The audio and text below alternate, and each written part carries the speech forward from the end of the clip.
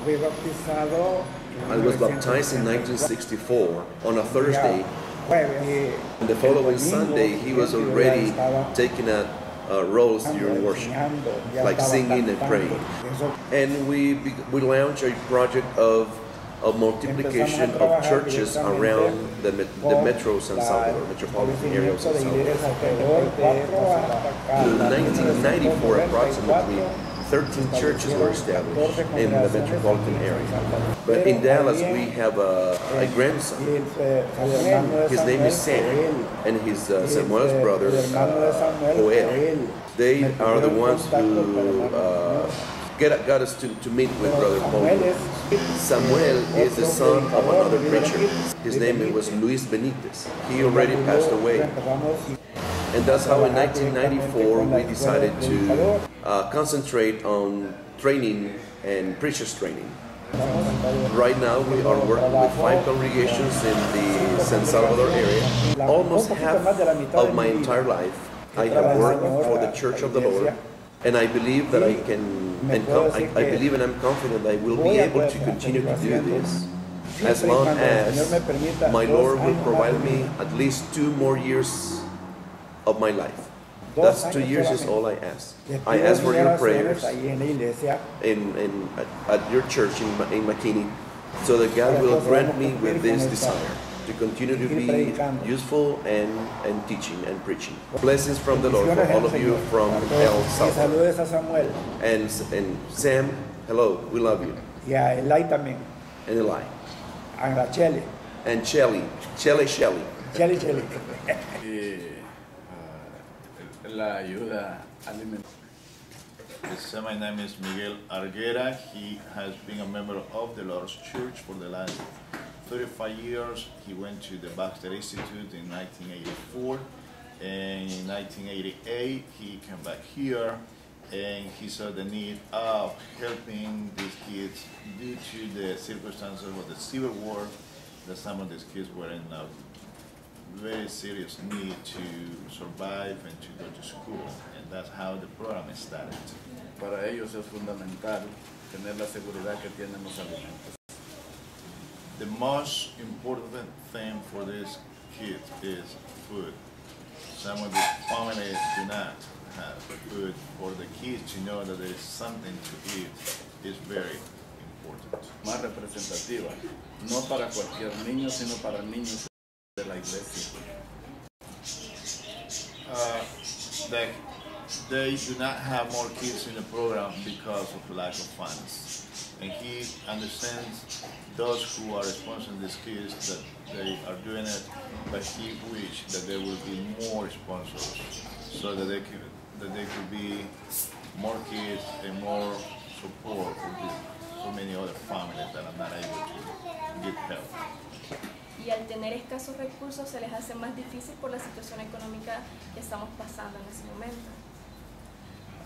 Again, these are poor people, and they come from, some of them from dysfunctional families, parents that have had problems, and number 2, their income is very low, that they cannot supply enough food for them.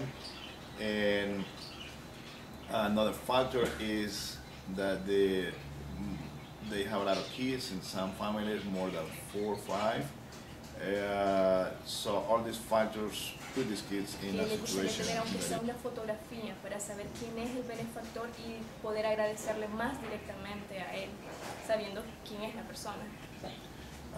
Some of these kids, they're blessed, very young, are understanding, and she is so grateful as she sees those sponsors helping with $25 a month to help these kids, and also when she reads, in some cases, the letters or the communication between these kids and the sponsors.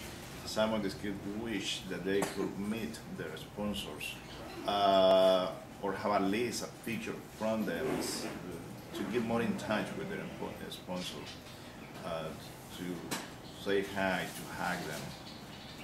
The kids wish to have more relationship with their sponsors. También me agrada muchísimo. Kids are kids and they are special and they have a lot to teach also.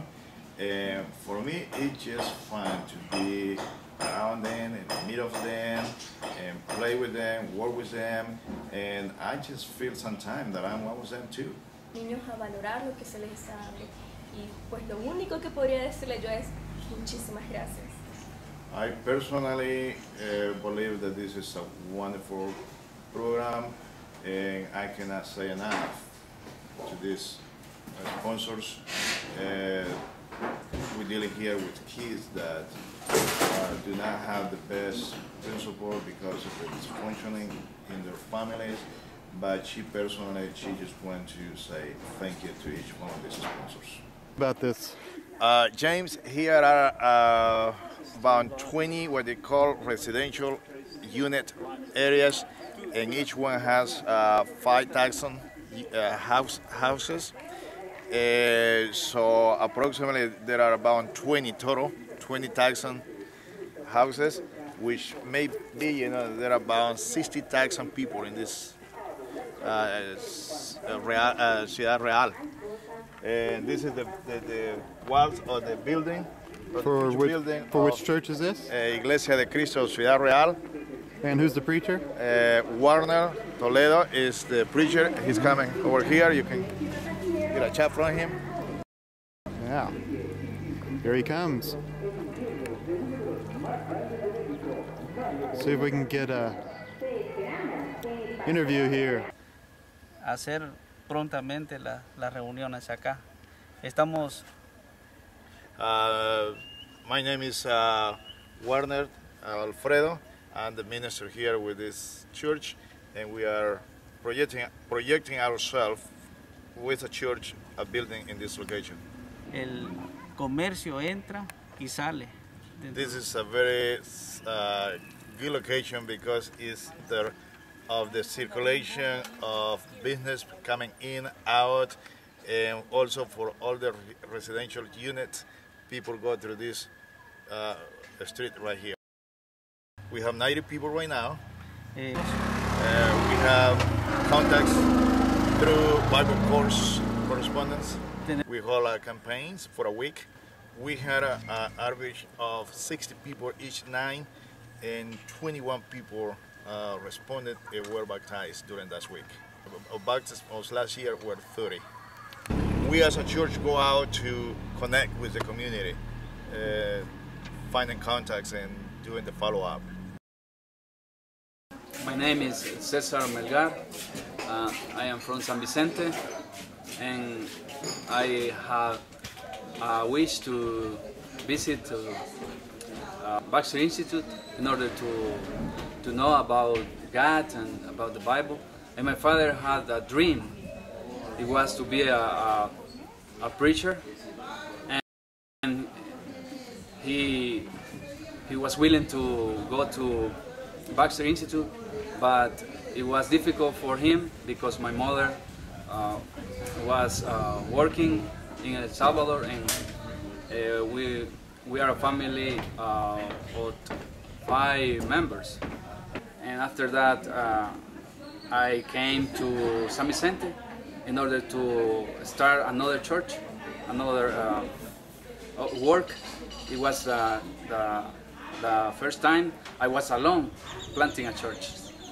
So I feel very thankful with High Point, and I am so grateful with them because they have assisted me all these 6 years.